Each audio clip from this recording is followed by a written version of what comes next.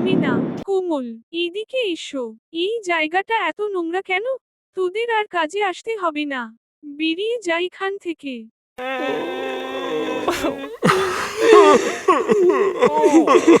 মা, আমি পাশের গ্রামের, একটু সাহায্য করো। আমার বাগানে ভিখারির পা পড়েছে। প্রহরী, একে তাড়িয়ে দাও। আপনার যোগ্যতা কি? আমাদের মতো টাকা পয়সা তো নেই। আপনি শুধু ধনসম্পদের গর্ব করেন। বিদায়। রাজু, তুমি আমার মেয়েকে বিয়ে করবে। আমি তো দিনমজুর। তবুও তুমি আমার মেয়ের জন্য যোগ্য। আমি এই ভাঙা ঘরে থাকবো না।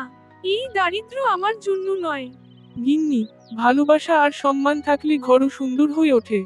এ তোমার কি হলো গিন্নি, কথা বলছো না কেন? ও গিন্নি, কি হলো তোমার? সকাল থেকে একবারও চোখ মেলে তাকালে না তুমি। গিন্নি ও গিন্নি, কথা বল, এভাবে হবে না। আমাকে তাড়াতাড়ি গিন্নিকে ডাক্তারের কাছে নিয়ে যেতে হবে। আমি যেভাবেই হোক আমার ভিটা মাটি বিক্রি করে হলেও আমার গিন্নিকে সুস্থ করে তুলব।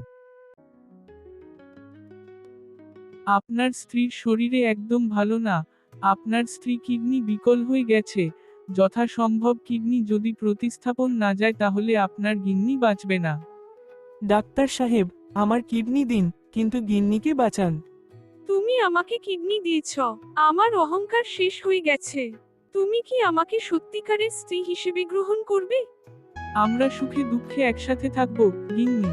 ভালোবাসাই আসল সম্পদ।